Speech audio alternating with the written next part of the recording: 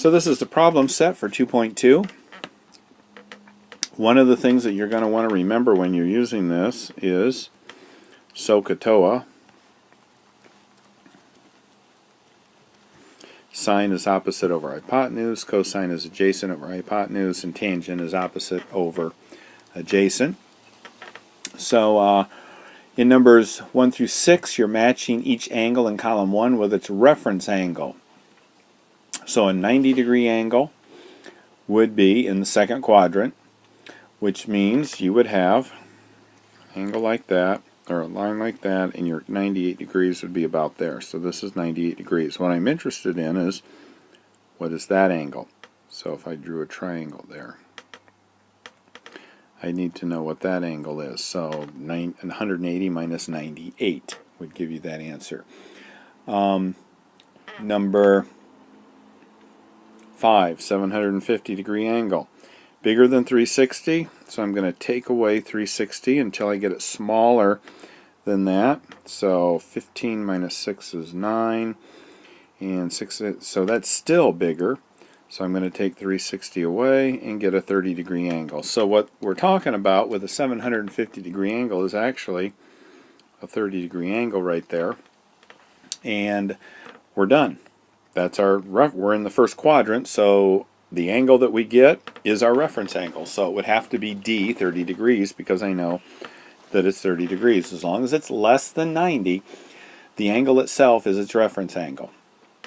Let's go on. 10 to 13, you're filling in that table. And gosh, you should be able to do that on paper without a calculator. I suppose if you wanted to take the lazy way, now that I say that, you're going to be like, no, I'm not going to do it the lazy way, but I thought they had a table in here of all of these. Oh yeah, they do. Over on page 50 they have the function values for special triangles, but you should be able to do that.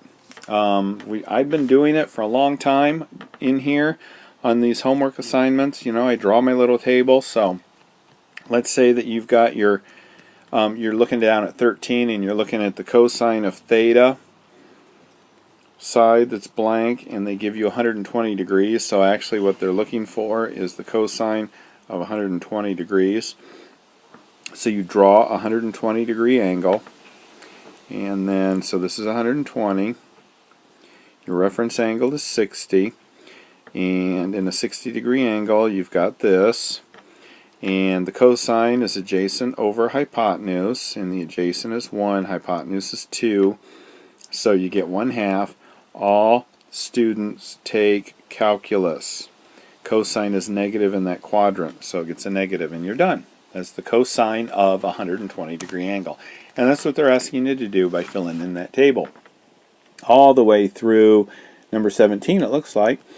18 through 33, find exact values of the 6 trig functions. And see, this is where I can say, yeah, you can use your calculator, because you can't. They want exact values, not an estimate. Your calculator only gives you an estimate, so you're going to have to actually do those. Same with 34 through 37. And then 38 through 43, you're starting to get into some proofs a little bit. And what they're asking you is the sine of 30 plus the sine of 60, is that equal to the sine of 30 plus 60? Alright, so sine of 30, if you go back to your table that you just made for 10 through whatever, you'll find that the sine of a 30 degree angle is 1/2 plus the sine of a 60 degree angle,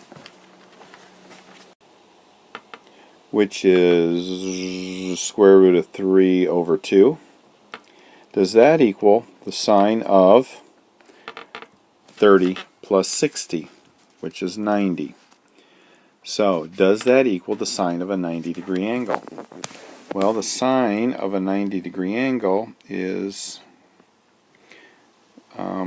this and this. The hypotenuse and adjacent are going to be the same, and your y value is going to be 0, and it's opposite over hypotenuse, so the sine of a 90 degree angle is 0. When you add these up, you're not getting 0. So this equation right there is not a true statement. Okay, this is number 44. One of the things they give you a hint. Sometimes the hints help, sometimes they don't. In this particular case, it does help. Make an XY axis. If this is 225, then this is 45. So, if I draw a line from here to here, I'm looking for point P. So if I can find this length and then go down this far, I'm going to find point P. Okay, so remember before I was telling you with some of these angles how I do things a little different. I make that X, and that X square root of 2.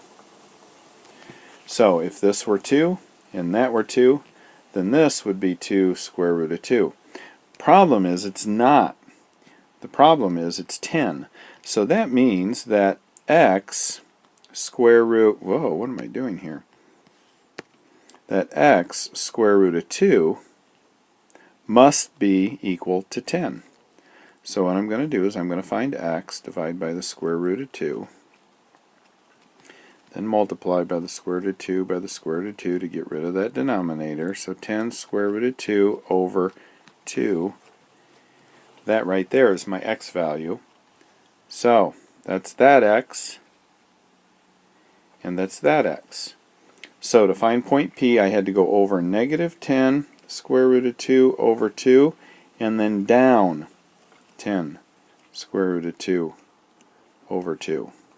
And there's point P right there based on that. So it's good to know that whole 45-degree angle being x square root of 2.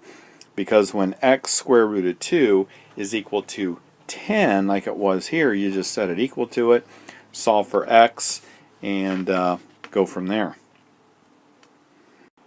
So 48 to 51 is saying that we have an XY axis, and it's telling us that the angle is in between 90 and 180. So it is in quadrant 2. So they give us the sine of theta over 2. Alright, so theta we know is a number between 90 and 180. It can't be 90 or 180 because see how it's got the round? Remember that from last year? If it's round, it does not include it. If it's a brace, it does include it.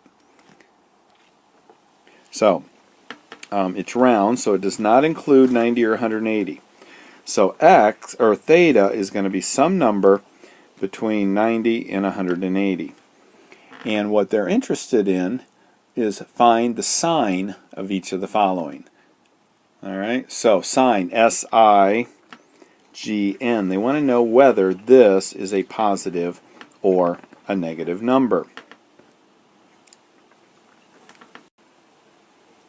So, if the sine is a number between 90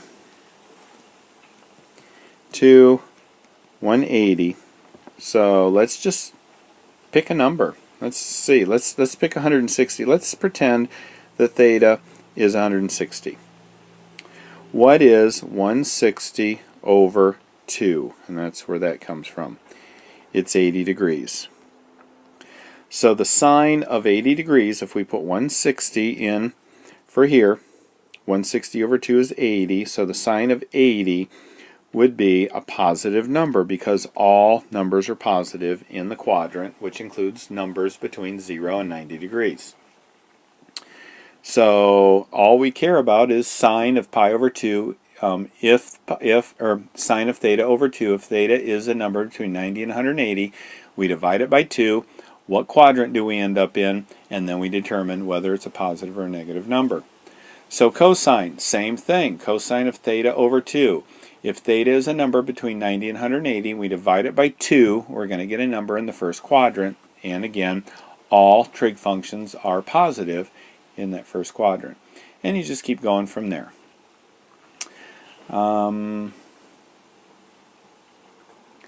Rest of them shouldn't be too terribly difficult. If you look at number 6,